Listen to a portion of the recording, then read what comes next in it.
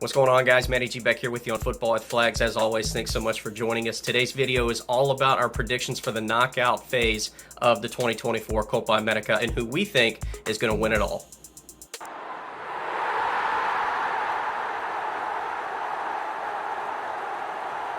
So, to start things off in our quarterfinals, we'll begin with Argentina and Mexico, which we have meeting through our group stage predictions. And if you haven't watched that video and you want to go back, certainly encourage you to do so. We'll put a link at the end of the video as well for you to go back and watch. But again, starting off with Argentina and Mexico, it's really been all Argentina the last couple of times they've met. 6-0 over the last two games on aggregate-wise. Remember, these two teams met in the group stage of the World Cup back in 2022. But a couple key notes to point out. There were only 9 shots total between the two sides in that 2022 fixture, which really tells you that, again, shots are at a premium. Opportunities in front of goal are going to be very important. For Mexico, I definitely think they need to slow down and break the tempo up of Argentina. I think Argentina is going to have the ball the most out of these two sides during this game. They've got to be able to find a way to break their rhythm. It's also important that they don't get too stacked or overloaded on one side, especially with how well Argentina can break lines, find opportunities through the half space or getting to the end line, or even just being able to switch the ball and find opportunities in the central part of the field. They've got to make sure that they are at least occupying good space, that they're, cutting down passing lanes. They're not allowing guys to have opportunity on the ball for too much time, and they're forcing the ball off their foot as quickly as possible. We could definitely see Mexico potentially playing a 5-3-2. I'd be intrigued to see if Argentina wind up coming out with a 4-4-2, but again, we'll have to wait and see. I think free kicks are going to be at a premium in this game as well for both sides. Very important, and they can both really be relentless against their opponents with them as well. Transitional phases, especially in counterattacking opportunities, are going to be very important for both of these sides, especially if this game opens up as the game moves along and players start to get tired. But again, it's going to be about exploiting space, finding a change of pace as well in the final third, and again, just being able to create as many opportunities as possible. For me, though, in this game, I'm going to go with Argentina. I think Mexico give them a great run, and this is going to be an incredible atmosphere with how many Mexico fans we could see in the stadium, but I still have the defending champs getting through. On the other side of the bracket, we have a matchup between Uruguay and Colombia, and I think this is really special. These two teams met in World Cup qualifying already for the 2026 cycle. They tied 2-2. Colombia had the lead both times, and of course, Uruguay coming back, Darwin Nunez getting a goal late to end that game. But I think these two teams are very even, and it's really a toss-up match in my opinion. Both sides are doing incredibly well in World Cup qualifying at the moment. Uruguay sits second in the table, while Colombia sit just behind them in third. But an interesting note to point out, Colombia have only scored 6 goals so far in qualifying. Meanwhile, for Uruguay, they have 13 on the board thus far. But I could see both sides playing a 4-2-3-1 against each other. But some quick notes to point out. I think Uruguay is going to be very physical. They're going to come out aggressive. They're going to want to win as many 50-50 balls as possible against Colombia. But they have to be smart in the back. They have to stay composed. They can't lose the ball in their own half. I think Colombia will pounce on any opportunities that they get. But Colombia need to be smart to not make sure they have too high of a line, because I think between Nunez and some other attackers for Uruguay, they could really expose them on the counter or balls over the top if need be. I think Uruguay could really benefit from set pieces as well, considering their size and strength. But again, it's going to be very difficult to decide. For Uruguay, they have not been to a semifinal since 2011, and that was the last time that they won this tournament. For Colombia, they finished third in 2 of the last 3 competitions. So again, both these sides, I think, are in a great place. I think they have both a great opportunity to make a deep run. It is really, for me, I think, kind of a coin flip almost with who potentially makes it through. And also, one more thing to point out, Colombia are 4-4 all-time in penalty shootouts for Copa America, but they're 2-0 against Uruguay in those types of fixtures. They defeated them in 2021 in a shootout, as well as they had one back in 1993. Not that that really makes much of a difference one way or the other, but just a little bit of a fact to show you potentially, if we see something come down to it, what might happen, or at least what's unfolded in the past. Though for me, while Colombia haven't scored as many goals as Uruguay in qualifying thus far, I really like Colombia. And I think, again, Luis Diaz could be a potential breakout player in this tournament, win a couple different awards as well if he can get on the score sheet a lot. I'm going to take Colombia in this fixture. Now on to another quarterfinal matchup. It's Ecuador taking on Chile, and a very interesting fixture at that. Keep in mind, Ecuador, like we've talked about before, have not made a semifinal since 1993, so they are certainly hungry to get back to an opportunity, and especially against the defending world champs, if they're able to make it out of their quarterfinal as well. For Chile, we could see them in a 5-3-2. I think it's going to be very important for them to push their wingbacks forward to help out in the attack, along with some of these aging veterans that they have, just to give them more support, because there's at times I think that Chile kind of get caught defending a lot, or just kind of fall out of their attacking rhythm, and that can sometimes kind of break up the momentum that they have in a game, especially if they are defending a lot. But one thing really important to note as well is Chile have got to make sure that Ecuador don't get second chances in front of goal, that they clear out any dangerous chances or opportunities that may present themselves, make sure that even if, Ecuador get the ball back, that it's certainly a far distance away from the net, or at least in the final third. But again, these two sides met in November last year in a World Cup qualifier. Ecuador took the win there 1-0. But for Ecuador as well, they have to make sure that they maintain their balance, especially if they do play a 4-2-3-1. I think they're going to live and die by this midfield with Moises Caicedo, Angel Mena, Plata, some other guys. They're very young, but they're starting to continue to gain experience, I think really kind of develop an identity even more so than maybe what they had before. But again, they're just going to have to make sure that they create turnovers in the midfield, which I think is going to be very important for them to try and push the ball forward, find Enter Valencia and find other guys that can get the ball in the back of the net for them. But the thing about Ecuador too, though, is that they can commit a lot of fouls, and sometimes they don't do all that well with aerial threats. So if Chile can kind of pounce on that with free kicks, or at least just delivering balls into dangerous areas in the box, especially with those wing backs like we talked about, that could really help Chile out. But again, I think Ecuador have enough to do this. I think they're kind of a dark horse in this tournament, and I do see them going through to the semifinal. Now on to the last quarterfinal. It's Brazil taking on the United States. Of course, we know the U.S. are probably going to come out trying to play more of a possession-based 4-3-3, but maybe being more aggressive and more direct with their opportunities, especially if they get the ball out on the wing or find good pockets of space in the middle and then look to drive forward as quickly as possible. Brazil obviously are going to try and take advantage of the U.S. maybe trying to be physical with them, create chances in front of the goal around the 18-yard box and give themselves free kick opportunities in dangerous, areas.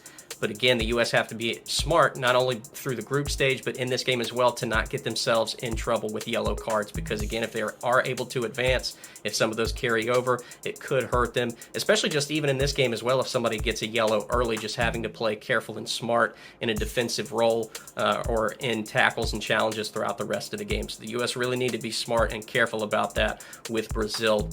Obviously, Brazil probably going to be playing a 4-4-2. But again, keep in mind, the U.S. have not beaten Brazil since 1998. That's 11 straight games that the U.S. Have not been able to pick up a result against them, which is certainly not on their side at all. Brazil are definitely going to probably attack the U.S. on the U.S.'s right side as much as possible, with Gabriel Martinelli, Vinny Jr. coming over, Rodrigo, and plenty others as well, with no Serginho Dest, and as well as just some regular questions about the back line and who's going to start and where they're going to play and what type of formation we could see them come out if they don't play a 4-3-3.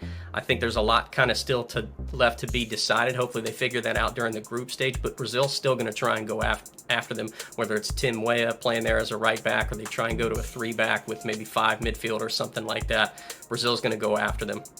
The one thing I think the U.S. have going for them, though, is the fact that Brazil have not been playing great as of late. They sit 6th in the World Cup qualifying table. They've lost to Uruguay, Colombia, Argentina, and really their only good result so far out of that campaign at the moment was a 5-1 win versus Bolivia.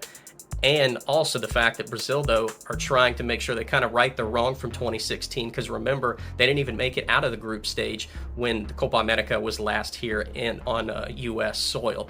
Again, this is a fascinating matchup. I think the United States could certainly give them a run for their money, but it's very hard for me to bet against Brazil. I think they get through. Now on to our semifinal matchups, and we'll start with Argentina taking on Ecuador. These two teams met back in September in a World Cup qualifier, Argentina winning 1-0 with a Messi free kick in the second half. Argentina dominated in possession, outshot Ecuador 13-5, but keep in mind, Argentina only had 4 shots on goal to the 3 for Ecuador. So Ecuador took care of their chances.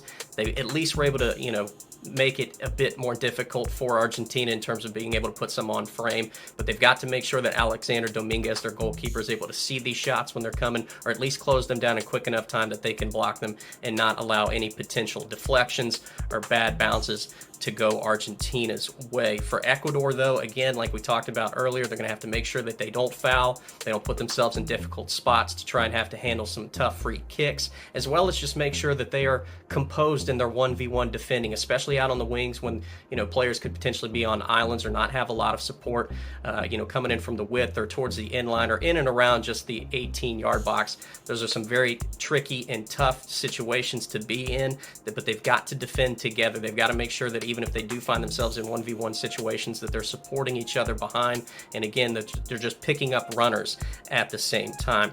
We've already talked about formations with these two. Again, I think Ecuador could play a 5-3-2 against them. Argentina probably coming out in a 4-3-3, or maybe being a little bit more aggressive with some numbers going forward. But Ecuador have not beaten Argentina since 2015. That's 6 games that they have not been able to get a result against them. And again, they have a great shot, at least I think, to maybe put this into extra time or send it to penalties. We've seen Argentina have difficulty holding leads in some of these knockout stages. You notice a couple of games like they had during the World Cup where they lost leads in those fixtures as well. But for me, I think this is where Ecuador's midfield kind of get taken advantage of with the experience that Argentina have. I think a lot of battles could be won and lost there that really kind of tailor to how this game ends up. And I think this is where Argentina kind of impose their will and get themselves to another final. Now on to the second semifinal. It's Brazil taking on Colombia, and these two met back in October. It was a 2-1 win for Colombia in World Cup qualifying. Luis Diaz had 2 goals late in the second half to secure the victory there. Gabriel Martinelli had a goal early on for Brazil. Colombia outshot Brazil in this game 23-12, despite the fact that Brazil really dominated in possession and had the ball for a good portion of this game. But Colombia in that game had played a 4-2-3-1. Brazil obviously still in a 4-4-2. I think Brazil, again, we're going to see a lot of great chances with tight space, nice combinations coming from wide areas in, or vice versa if they need to go to the end line and drive in. But I think somebody that's going to be really important in this game potentially is Rodrigo, and just how much time and space he has to potentially turn and look to put balls on frame if he has the opportunity to do so against this Colombian back line in defense. I think that's something really worth pointing out. I think he could be a key factor in this game, especially in those areas in the middle of the field. But for Colombia, one of the things I wrote down in my notes before we started this was talking about him coming in from the left side and how dangerous he was. And if you go back and look at the highlights during that game, he certainly was. But keep in mind, both goals he had in that game were headers off of crosses that came in, which just kind of blows your mind because you're thinking, obviously Luis Diaz is not the biggest guy in the world, but still he was able to find enough 2 little pockets of space to get the ball on his head and beat Alisson in the back, in the net. So Brazil have got to make sure that they track their runners because obviously they've done a poor job recently against Colombia doing that. And again, regardless whether it was played in Colombia, Brazil, whatever, team having home field advantage, still, that is some poor defending in my opinion. And at the same time, though, I think both sides have to be very mindful of not getting lines broken down too easily. I think there's a lot of times where we see these two sides, they like to combine in quick, tiny areas of the field, but if they lose the ball, they can quickly get beat and have a number of players already behind the pace of play in the matter of just seconds. So they've got to make sure that they don't put themselves, their back lines, in too vulnerable of opportunities to get, threatened on the counterattack. Because to be honest, too, with you, I think we could see a lot more goals than just 2-1 in this type of game. Both teams are very, very dangerous going forward and can be huge threats with all kinds of different players as well. So I would love to see a game where it's maybe 3-3 or something like that, and this goes into extra time or penalties. But again, it's just going to be difficult to call. However, I think that with Colombia, how well they're playing, if they can continue that good form and get past Uruguay, which we talked about could very well be a toss-up in the first place, I'm going to take them getting over Brazil in this one and getting to the final, which they have not won Copa America since 2001. Now down to the final that we have between Argentina taking on Colombia, and it's been an excellent run for Colombia up to this point. I think they could certainly get in good enough form to make it to this point of the tournament. Like we talked about, their last Copa America title in 2001, a great chance for them to do it here on U.S. soil. But Argentina's experience, Obviously, winning 2 major trophies here in recent succession is definitely, I think, going to take its toll potentially on Colombia in just the mental aspect of this game. And also, I think something worth noting as well, if this game does go into extra time or penalties, we did see these two sides play in the semifinal of the 2021 Copa America when there were no fans allowed in the stands, and Emi Martinez pretty much just put a mental block on Colombia, blocked 3 different penalties, all going to the right, by the way. But something I think definitely worth noting, because again, we saw how much he was able to impose his will and maybe put some fear in the eyes of the French players and some others during the World Cup, and just how strong and confident he is in the net with penalty shootouts. I think Argentina had a jump from the gun already in the World Cup final. They certainly showed it in that semifinal against Colombia, and if it gets to that point in this final, I think it's going to be very difficult for Colombia to get past Argentina if Argentina can't already handle it in normal time or extra time. But again, for me personally, I would love to see it get to that point, just because I do love penalty shootouts and the excitement that it brings to all of these types of competitions. We'll see how much, though, a crowd now would obviously play a factor into it. But I think with how everybody knows Emi Martinez pretty well with Colombia, and pretty much the whole world at this point, they know just what type of goalkeeper he is in those situations. So for me, though, I'm going to take Argentina, whether it's through the 90 minutes or we get to extra time or penalties. I think Argentina will be a bit too much with their experience and obviously winning a couple major trophies here in recent years, and they, for me, will be the 2024 Copa America champions.